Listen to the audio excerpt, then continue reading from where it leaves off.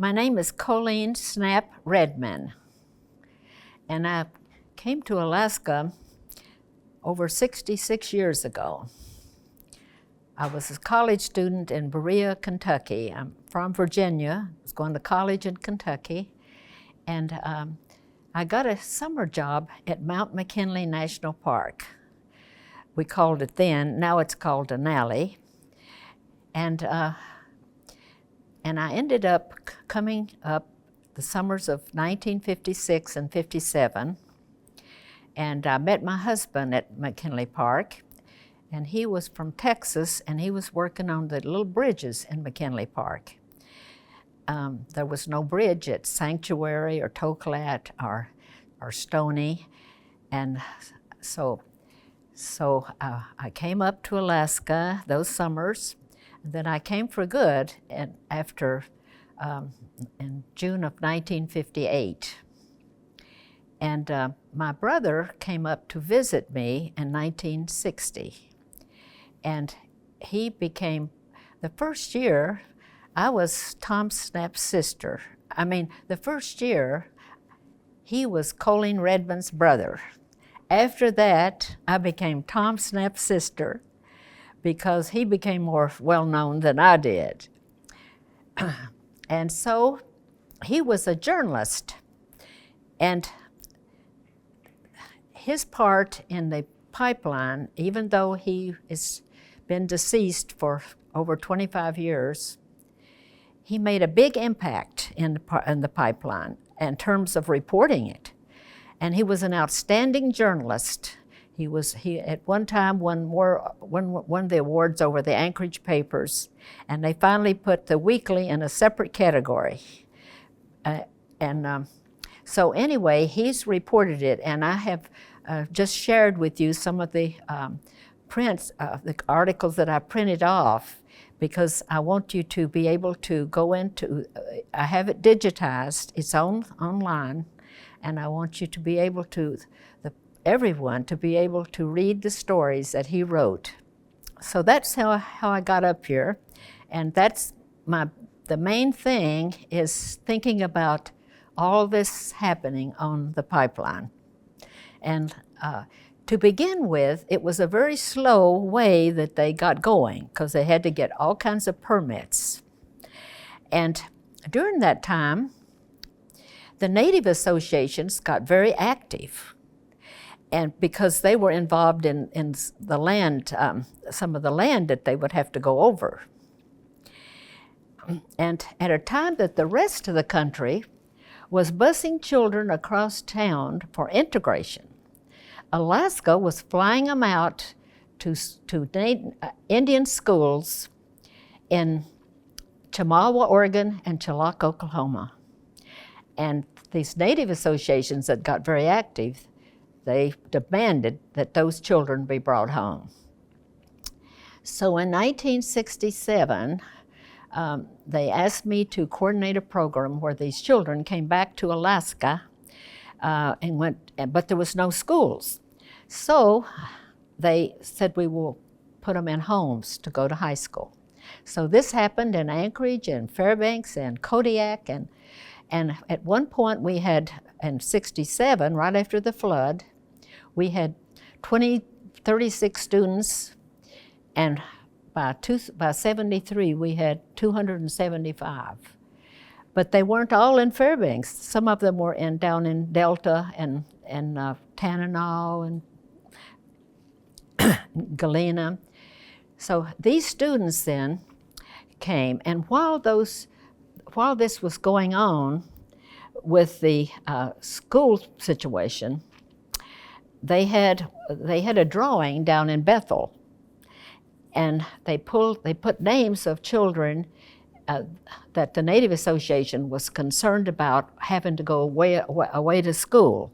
So they put their names in a hat, and they drew out the name of Molly Hooch. This is a story I heard. And they filed a court case. And I heard that the settlement was something like $120 million. And that from that, they were going to build schools in the villages. So at a time that down in the States, they were consolidating schools. Alaska is going back to the little red schoolhouse. And this kept Toombs and some of the contractors here busy during the time that they were getting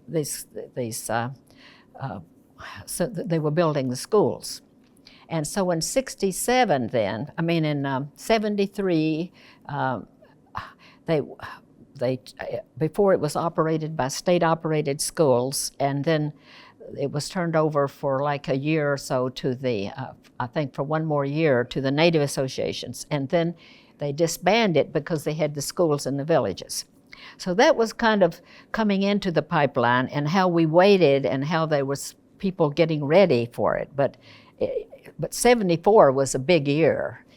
That's when a lot was happening. And so I started going up there from the newspaper, early on. A lot of times my brother always wanted to go, but he a lot of times had to be here in Fairbanks. So this time we went to Prudhoe Bay, and there was no buildings. They had visqueen everywhere. And they had homemade stoves that they were been able to use welders and all, make these stoves. So coming back, the plane had mechanical difficulty, and they stopped at Sagwan. And at Sagwan was only a little building, and it didn't have anything in there but, to eat or anything, was a big coffee pot and styrofoam cups.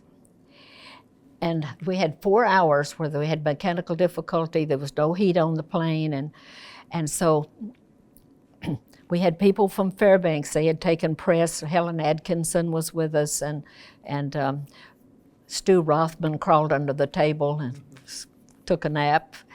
So anyway, they had on. It was like March. It was very frosty. They had on these scarves, and their eyebrows had the frost all over them, and these guys were coming in. And so we were talking with, Helen and I were talking with a couple of the guys, and here when this guy comes up and says, "May I have that cup?" I said, "This cup, what do you want with this cup?" He said, "That's the first lipstick I've seen in 6 months." So those were the kind of things that come to mind, when we start talking about this.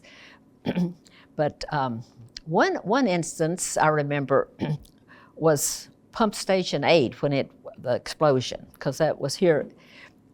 Well, at first they thought there was going to be 100 people. So they told the hospital there's going to be 100 people. And so Tom, his adrenaline would start, and when any kind of story was coming up, his adrenaline would just start flowing. So he was all excited, and my daughter Linda they were going to go to Pump Station. It was down at Pump Station 8, which is near Johnson Road and near Boondocks Bar. And so she has on these little thong shoes on, and they take off, and I said, "I do not want to go. I'll go to the hospital. I'll do the hospital part." So I went to the hospital, and the whole staff, they have beds everywhere. They think there's going to be all these people. Didn't turn out that way. But anyway, they went on down to Johnson Road, and here we are at the hospital. We can't hear a word about what's going on. And they won't let them in to the pipeline. But some people were taken off the press through the field. But Tom didn't want to do that because my daughter didn't have the right shoes on. So he interviewed the people as they left there. And then he went to the Boondocks Bar, and the first thing we heard about it was whenever we got on the radio and we heard about what all was happening and that there weren't going to be that many people. We had one person come in that had oil all over him, and that was all that we had at the hospital. But he didn't get in, but he came back, and later on that night chartered Frontier Air, and I can't remember if I went with them or not. I think I did, but I'm not sure. But anyway, Linda and him went and took pictures from the air of it, because it was summertime whenever that pumps. But it so happened that I knew the woman whose husband was killed. There was only one person killed, and I knew Tina Yurkovich, and and it so happened that she also had her first husband killed at Prudhoe Bay. So here was one, and now she has passed on. But anyway, that was one thing. It was all about and in these articles that you look at online, it'll tell you all about how the valves, and they were trying to switch the valves and what all happened, and oil going over Johnson Road, and just all the details of it, because I'm sure that you have that's in the newspapers. But so that was one thing. And going up there, there would be these women from Houston, and from down in Texas, and they'd be all dressed up. And I remember when BP Center opened, big table and all there, and all they're talking about is getting their children these jobs in the summer. Now, one of the things was that, and Joni talked about it, was how that the schools, the jobs, there was so many people coming and so many jobs that people were changing jobs real quickly. And so the school teachers at Lathrop were going to Prudhoe Bay and getting more money than they could get for teaching. And so they were opening up jobs for newcomers. Some of them were able to get a job real quickly. Well, they also had to split the school. And so my children had to go in the morning or afternoon. You went from 7 to you had to go early or you had to go late. Some of them had a job in the afternoon. And some of the students, they went up. So anyway, they were so busy with the schools, and so the story I want to tell about that is that my son was a football player, and he had a coach, Mike Edwards. And Mike Edwards left Lathrop and went up to Prudhoe Bay. And then he calls up when my son is a sophomore in college down in Oregon State, and he says, he called me up and he says, "Where's Scott?" And I says, "Oh, he's gone back to school." He says, "What's his number?" So he calls them and he says, wanted him to come to work up there, because he says, he was in human resources. Said we've got these jobs for middle management children, but we don't have enough middle management children. So he hires my son, and so he worked on the pipeline for ARCO that summer and the next summer and the next summer, and then they hired him. He worked 30 years for the pipeline down in Anchorage, and now he's retired in Bend, Oregon. And so, those are the connections that we didn't realize till I look back on it as to what opportunities there were for our children here. They was just a lucky time that they came. And as you know, that Linda then was retired out of the 302 operating engineers.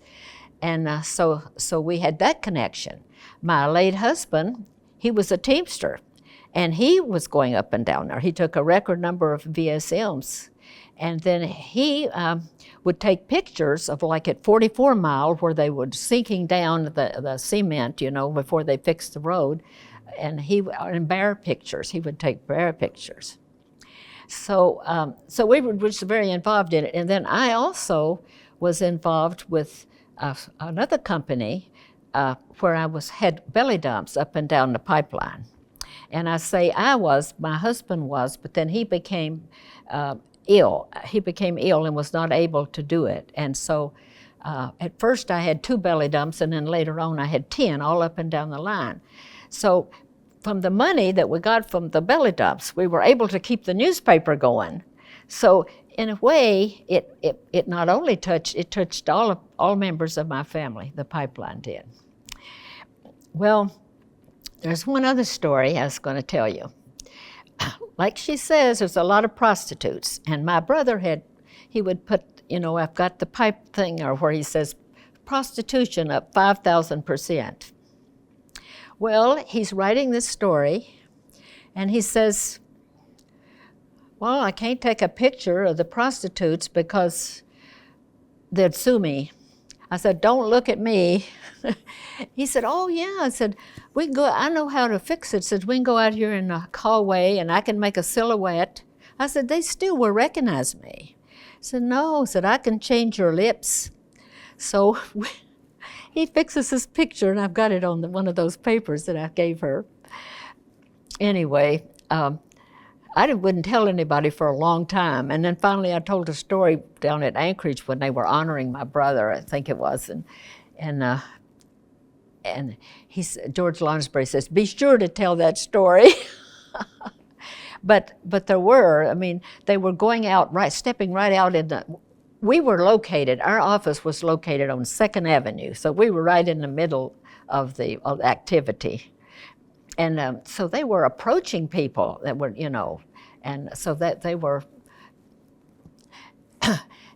trying to, Tom wrote an article about, the Chamber of Commerce is very concerned about what all's going on here with the prostitutes. Well, what I remember,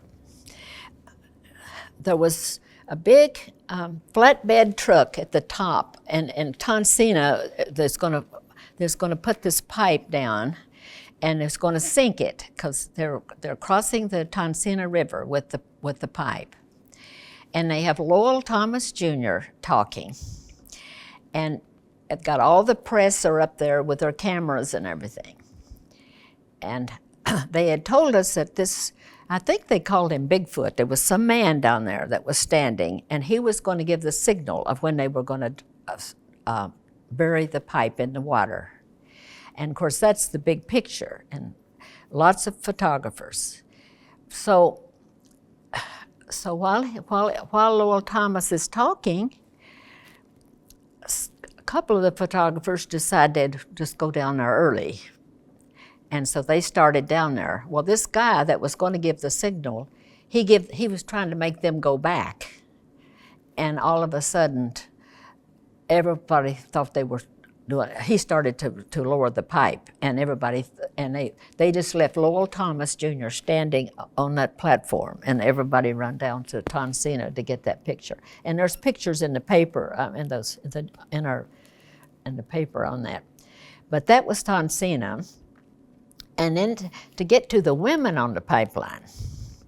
Now, there was like, 20-some thousand, 22,000, or maybe say 20,000 working on the pipeline at the height of the pipeline, and there was like 2,000 women.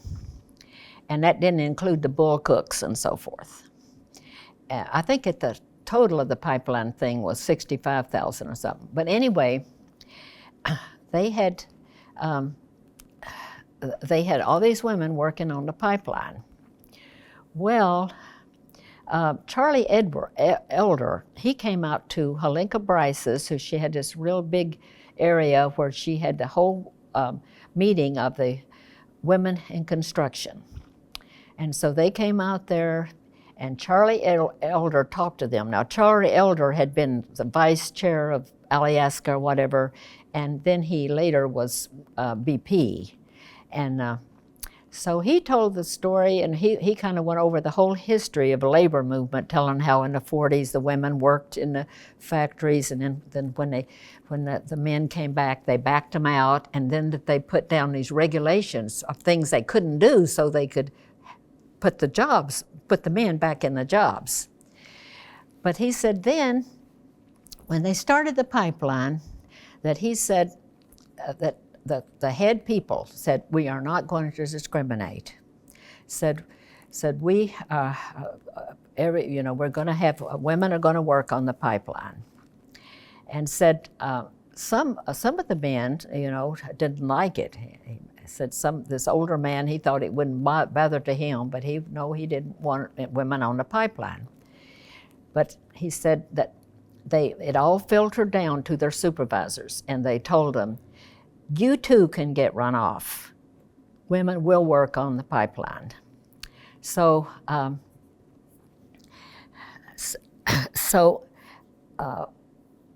so they started hiring them. There's an article in there about the first woman that went for BP up there.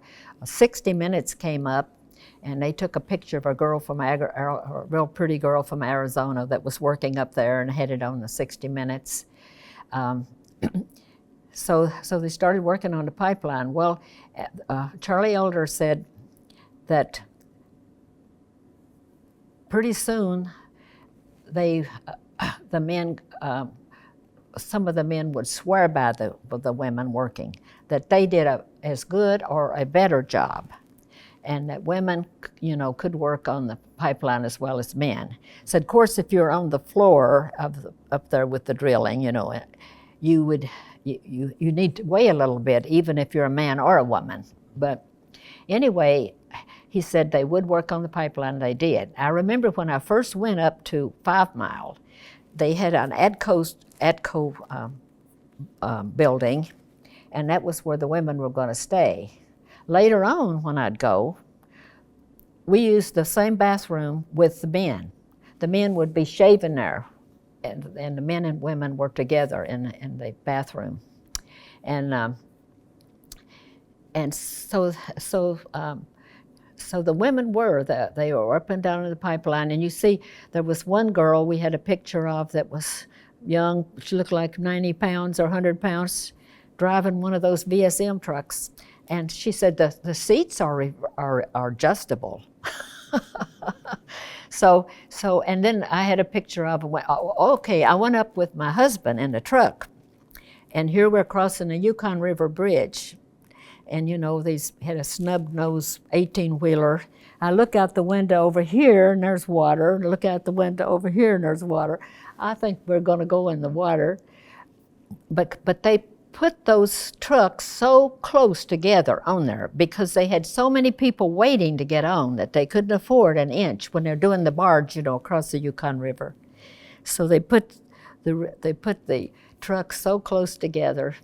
And then some of them would, they had to wait there a long time to get across. Well, then when the Yukon River Bridge was being dedicated, but the people that were building it, Jim Company and so forth, they weren't quite done with it. So here they're working at the same time that we're dedicating the other side of it.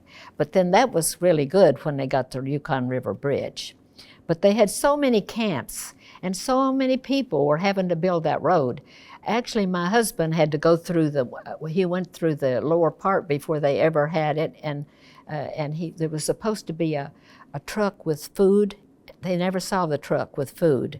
So after that, he had so many candy bars in that truck and then there would be people some of them from Anchorage would buy a new truck.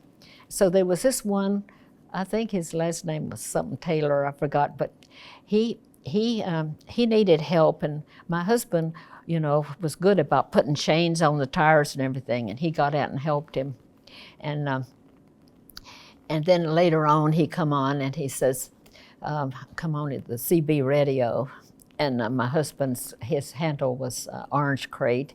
Anyway, he came on and he says, "Can you believe this is a state-maintained highway?" And so it was just interesting. Those new trucks, it was like they had a little, fancy bedroom in them where they could sleep. So I went up to Coldfoot one time with him, and I had a press pass, but I wasn't going to tell him. I wasn't going to tell him I was his wife. So he rushed in. We were the last minute at 9 o'clock because he was wanting to get to eat. And if you didn't get there in a hurry, you didn't get to eat. So he just rushed in, and he just left me right at the gate there to talk to him. And I said, "Well, I'm pressed." And she said, then she got on the phone and she says, "Well, she came in with a truck driver." I did not tell him I was his wife, but I finally got in and got some food. And then it looked like we didn't have a place to sleep because we didn't want to sleep in the truck. And so I saw this person that I knew from Galena. She says, "Oh, you can sleep in my room. I can sleep other places." And so we used her, and she had satin sheets. I couldn't believe how nice she had that place fixed up. It had satin sheets on it. But there's a guy from a New York Times reporter. Tom was a stringer for the New York Times, and he came up and he wanted to talk to a truck driver or whatever, or people from the pipeline. So we took him out to Hilltop and met one of them. And so this guy asked him, he says, tell me, what is the first thing you do when you get to Prudhoe Bay? And for several seconds there, he didn't even answer him. Finally he says, well, that's a toss-up, whether I go eat or take a shower. In the office, it was just an exciting time. Now, Joe LaRocco has written a whole big, thick book on it. And he called me and he asked me if I read it, and I said no. I should have said yes, because he said, I thought of all people that would read this book, it would be you. You were right there when all of it was happening. But he had a kind of a subhead, something about the giveaway of Alaska's oil. So, but that is one that would be interesting because he reported a lot on it. But I remember one day we were there and he was talking to the Wall Street Journal, and he was just excited about, he says they don't even know about El Petco, and that El Petco, has these connections with, I think it was St. Joe Paper Company in Florida, and how they've entertained the Shah of Iran, or it was all this about how much they knew about negotiating and how little Alaska did, because they had a commissioner named Laresh that was just kind of out of school, as I understand it, and didn't know about, and he was in charge of our water and our land and our resources, and he was having to negotiate. And the best I remember is that they had made these contracts with El Petco, and they had given terminal land at Valdez and so forth. And they had said, you'll have to do this and this, but there was no benchmarks about what happened if they didn't do it. I think eventually they sold it, to Soro. But those are the interesting stories. I just remember it being exciting because my background was in education and social work. So I came into the journalism to help my brother and did pictures and the business part of the paper.